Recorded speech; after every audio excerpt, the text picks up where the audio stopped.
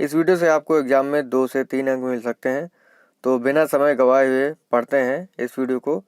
और सबसे पहले हम लोग थ्योरी पढ़ेंगे। थ्योरी के बाद जो है आपको MCQs मिलेंगे कुछ, उनको करके आप जान पाएंगे कि आपने मेरे वीडियो से कितना सीखा।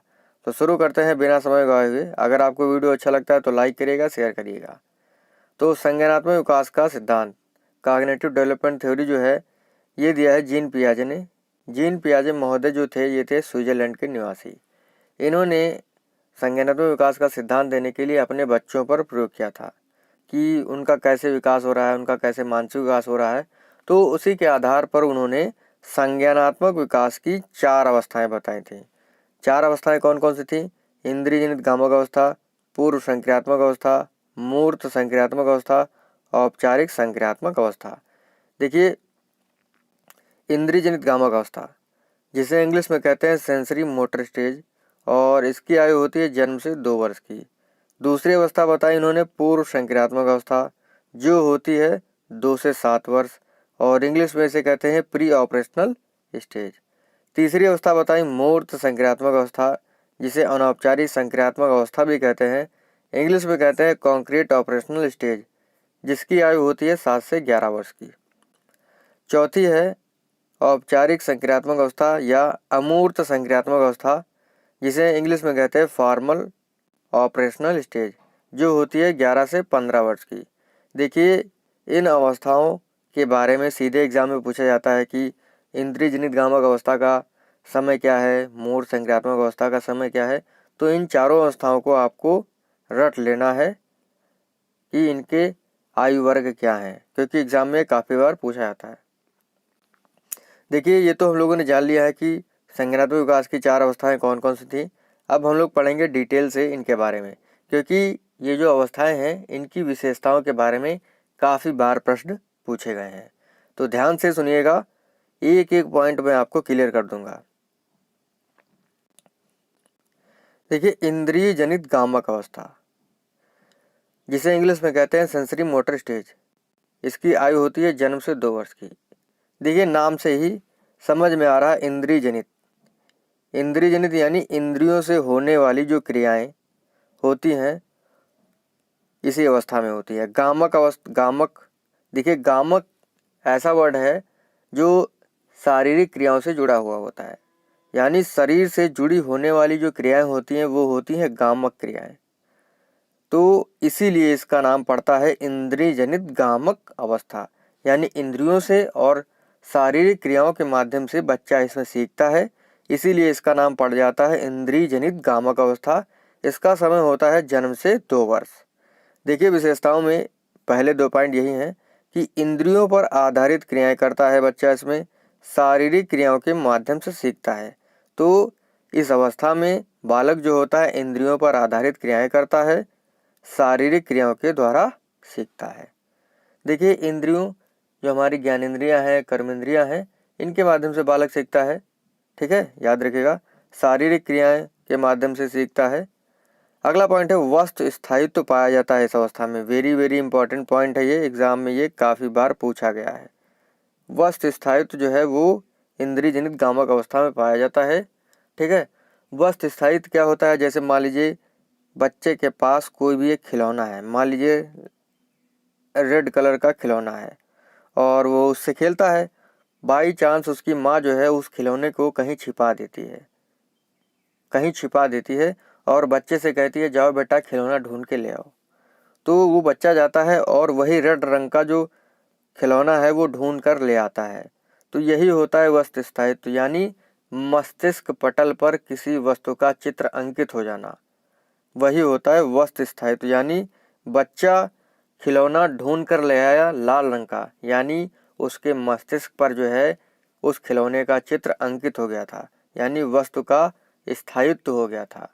तो वस्तु स्थायित्व का जो गुण है वो इसी अवस्था में पाया जाता है। अगला पॉइंट है स्कीमा। शरीर द्वारा की जाने वाली जो क्रियाएं होती हैं वो मस्तिष्क से जुड़ी होती है, यही होती है स्कीमा। ठीक है, तो इंद्रिय जनित गामक अवस्था में जो है इंद्रियों पर आधारित क्रियाएं होती हैं, शारीरिक क्रियाओं द्वारा इसमें सीखता है, वस्तु स्थायित्व पाया जाता है। इसमें देखिए जो बालक होता है वो अपने अभिभावकों पर ज़्यादा से ज़्यादा डिपेंड होता है। ठीक है। इसमें बालक जो है चिंतन नहीं कर पाता है, ये बात आपको ध्यान रखनी है। तो इस प्रकार से जो है इंद्रिय जनित गामक अवस्था होती है और इनसे ही प्रश्न पूछे जाते हैं कि वस्तु स्थायित्व किस अवस्था में पाया जाता है। जन्म से 2 वर्ष की अवस्था में। इंद्रियों पर आधारित क्रियाएं किस अवस्था में करता है, इंद्रिय जनित गामक अवस्था में। तो आगे बढ़ते हैं हम लोग अब। तो अब जानेंगे पूर्व संक्रियात्मक अवस्था के बारे में। इसकी आयु होती है 2 से 7 वर्ष की। इंग्लिश में इसे कहते हैं प्री ऑपरेशनल स्टेज। तो पहली विशेषता है भाषा कौशल के लिए महत्वपूर्ण अवस्था होती है। आपने देखा होगा जो 1 वर्ष से 1.5 साल का बालक होता है तो उसमें जो है भाषा कौशल ज़्यादा विकसित नहीं होता है, लेकिन जैसे ही वह 2 वर्ष का होता है, 2 वर्ष से थोड़ा अधिक होता है तो उसमें भाषा कौशल विकसित होने लगता है। अच्छी तरीके से बोलने लगता है, मम्मी पापा दादा दादी। तो इस तरीके से वो अपनी अभिव्यक्ति कर सकता है। और जब तक वो 7 वर्ष का होता है उसके अंदर जो है भाषा कौशल पूर्ण रूप से लगभग विकसित हो जाता है। तो भाषा कौशल के लिए ये महत्वपूर्ण अवस्था होती है। अगला पॉइंट है सजीवता का लक्षण आने लगता है, यानी इसमें जो बालक होता है वो निर्जीव वस्तुओं को भी सजीव बताने लगता है। कैसे? जैसे मान लीजिए ये चंद्रमा है, मून है हमारा, ठीक है, ये निर्जीव है, इसके अंदर जान नहीं है, लेकिन बच्चा जो होता है उसे मामा कहता है, चंदा मामा। तो सजीवता का लक्षण इस अवस्था में आने लगता है। अगला पॉइंट है सही अनुपात का अंतर नहीं कर पाता है। कैसे नहीं कर पाता है? मान लीजिए ये 1 केजी रुई है, 1 केजी रुई है और ये 5 किलो का आपका लोहे का टुकड़ा है। अब हम बालक से पूछते हैं बताओ बेटा इसमें से भारी कौन है, तो वो बताएगा कि 1 किलो रुई जो है वो भारी है, लेकिन 5 किलो का जो लोहे का टुकड़ा है उसे छोटा दिखाई देगा, तो वो कहेगा ये हल्का है। तो जो बालक होता है इसमें सही अनुपात का अंतर नहीं कर पाता है। अगला है अतार्किक चिंतन, यानी इसमें अच्छी तरीके से चिंतन नहीं कर पाता है। जैसे आपने देखा कि वो जो है उसको समझ नहीं होती है कि क्या सही है क्या गलत है, वो किसी भी चीज़ को, निर्जीव चीज़ को सजीव बता देता है, यानी वो तर्क नहीं कर पाता है सही से। अगला है सही चित्र नहीं बना पाता है। देखिए जो 2 से 7 वर्ष के बालक होते हैं, अगर हम उन्हें कोई भी चित्र बनाने को देते हैं, कहते हैं बेटा ये मैंने फिगर बना दिया है बोर्ड पे और आप इसको देखकर बनाइए, तो वो कैसे बनाएंगे? कहीं ऐसे बनाएंगे,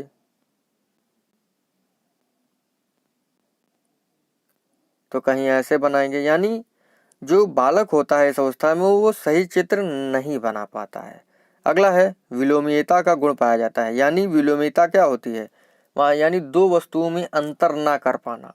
जैसे मैंने आपको बताया था कि रुई का 1 केजी भार है और 5 किलो का टुकड़ा लोहे का है, तो उसमें अंतर नहीं कर पाता, यानी 2 वस्तुओं में अंतर नहीं कर पाता है। इसी वजह से विलोमीयता का गुण इसी अवस्था में पाया जाता है। अहम केंद्रिता यानी ईगोसेंट्रिक होता है बालक इस अवस्था में, यानी उसे अपनी वस्तुओं से बहुत प्यार होता है, ठीक है। इस अवस्था में ये भी बात आपको ध्यान रखनी है। देखिए इस अवस्था को 2 भागों में बांटा गया है। पूर्व संकल्पनात्मक काल जिसे 2 से 4 वर्ष की अवस्था माना गया है, अंतःप्रज्ञ चिंतन काल जो 4 से 7 वर्ष की अवस्था माना गया है। पूर्व संकल्पनात्मक अवस्था में जो है भाषा की समझ नहीं होती है, लेकिन अंतःप्रज्ञ चिंतन काल में जो है भाषा की समझ आने लगती है। इसको भी आप लोग रट लीजिएगा कि जो प्री ऑपरेशनल स्टेज है यानी पूर्व संक्रियात्मक अवस्था है उसे 2 भागों में बांटा गया है। पूर्व संकल्पनात्मक काल जो होता है 2 से 4 वर्ष और अंतःप्रज्ञ चिंतन काल जो होता है 4 से 7 वर्ष। तो याद कर लेना है आपको ये पॉइंट भी। देखिए अगली अवस्था है हमारी मूर्त संक्रियात्मक अवस्था यानी अनौपचारिक संक्रियात्मक अवस्था, जिसकी आयु होती है 7 से 11 वर्ष की अवस्था। इसके बारे में हम लोग पढ़ेंगे। देखिए मूर्त वस्तुओं पर आधारित चिंतन। देखिए मूर्त क्या होता है? मूर्त वे वस्तुएं होती हैं जिनको हम छू सकते हैं, जैसे हमारी कार है, बाइक है, ब्लैक बोर्ड है, ठीक है। तो इन पर आधारित इत्यादि पर आधारित जो चिंतन होता है वो होता है मूर्त वस्तुओं पर आधारित चिंतन, यानी वस्तुओं पर आधारित चिंतन होता है, यानी जिनको हम टच कर सकते हैं, ठीक है, जिनको हम छू सकते हैं, उन पर आधारित जो चिंतन होता है वो होता है इस अवस्था में। और अमूर्त क्या होता है? अमूर्त जिसको हम देख नहीं सकते हैं, जैसे प्रेम, ईर्षा, द्वेष, भावनाएं, ये होती हैं अमूर्त चीज़ें। तो पहला पॉइंट है मूर्त वस्तुओं पर आधारित चिंतन। देखिए इसमें स्टार्ट कर देता है। अगला है सही अनुपात कर लेता है, यानी अगर हम उसके बताते हैं कि बेटा ये 1 केजी रुई है और ये 5 केजी लोहे का टुकड़ा है, तो वो बता देगा कि भारी कौन है, तो ये 5 केजी का जो लोहे का टुकड़ा है वो भारी है। तो सही अनुपात कर लेता है इस अवस्था में। अगला पॉइंट है क्रम, आकार, भार और क्रमबद्धता आदि को समझने लगता है इस अवस्था में। यानी अगर मान लीजिए हम उसे कोई चीज़ दे देते हैं, 4 चीज़ें दे देते हैं और हम कहते हैं बेटा इनको क्रम से निर्धारित करिए। ये हमारा चौथा है। तो वो क्रम से निर्धारित कर लेगा कि बढ़ते हुए क्रम में जो है निर्धारित करिए। तो पहले छोटा रखेगा, फिर उससे छोटा, उससे बड़ा, फिर उससे बड़ा, फिर उससे बड़ा। तो जो है जो बालक होता है इस अवस्था में वो क्रम निर्धारित करने लगता है, आरोही अवरोही के बारे में भी जानने लगता है। अगला है डेट, डे, डेट, मंथ और ईयर, यानी दिन, दिनांक और महीना, इनके बारे में भी वो जानने लगता है। गणित के सवाल भी वो इस अवस्था में लगाने लगता है। ये भी बात आपको एकदम ध्यान रखनी है। तो इस प्रकार से जो है हमारी तीसरी अवस्था भी कंप्लीट होती है। चौथी और अंतिम अवस्था है अमूर्त संक्रियात्मक अवस्था। देखिए इसमें जो बालक होता है वो समस्या का समाधान करने लगता है। ठीक है, समस्याएं जो उसके सामने आती हैं दैनिक रूप में वो उनको हल करता है। ठीक है, ये बात आपको ध्यान रखनी है। कार्य का कारण समझने लगता है। कार्य का कारण यानी देखिए हमने कोई वस्तु फेंकी ऊपर, मान लीजिए हमने ये टुकड़ा फेंका और वो नीचे आ जाता है। क्यों आ जाता है? गुरुत्वाकर्षण के कारण। तो वो जानता है कि ऊपर फेंकी हुई चीज पृथ्वी पर वापस क्यों आ जाती है? गुरुत्वाकर्षण के कारण। तो बालक जो होता है इस अवस्था में कार्य का कारण जानता है। ठीक है, कपड़े धूप में क्यों सूख जाते हैं? ये जो है कार्य का कारण है एक। तो इन सब चीज़ों को जो है बालक अमूर्त संज्ञानात्मक अवस्था में जानने लगता है। अगला है अमूर्त चिंतन करने लगता है। बालक जो होता है इस अवस्था में वो अमूर्त चिंतन करने लगता है। मैंने आपको भी बताया था कि अमूर्त क्या होता है, यानी ऐसी चीज़ें जिनको हम छू नहीं सकते हैं, केवल महसूस कर सकते हैं। जैसे प्रेम है, ईर्षा है, द्वेष है, लालच है, संवेग है।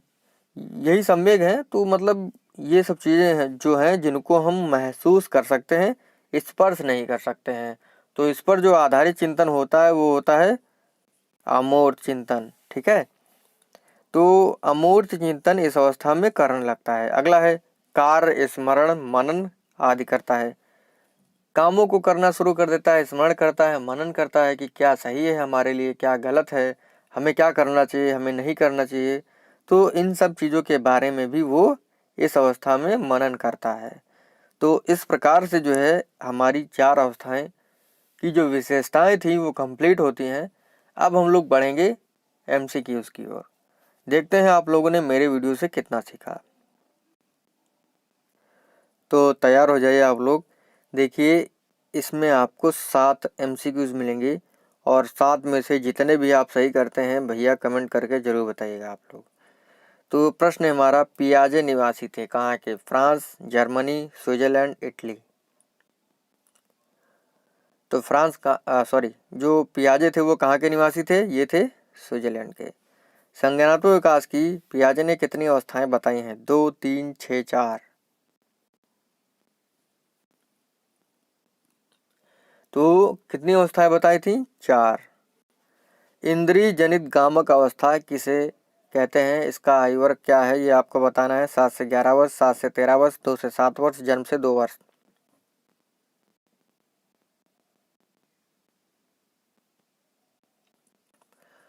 तो इंद्रिय जनित गामक अवस्था का समय होता है जन्म से 2 वर्ष।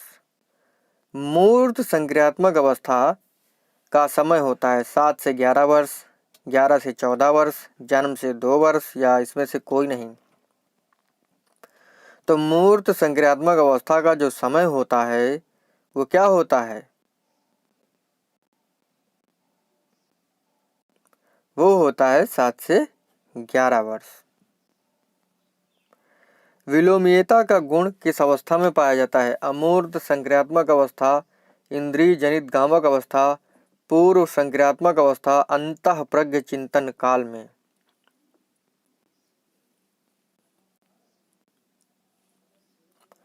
तो विलोमीयता का जो गुण है वो पाया जाता है पूर्व संक्रियात्मक अवस्था में, जो होती है 2 से 7 वर्ष की। अगला है और अंतिम प्रश्न है हमारा, कार्य का कारण किस अवस्था में होता है? इंद्रिय जनित गामक अवस्था, पूर्व संक्रियात्मक अवस्था, औपचारिक संक्रियात्मक अवस्था, अंतःप्रज्ञ चिंतन काल। तो कार्य का कारण जो है ये होता है औपचारिक संक्रियात्मक अवस्था में। सी ऑप्शन इसका सही है। इस प्रकार से आज का हमारा जो वीडियो है यहीं पर समाप्त होता है।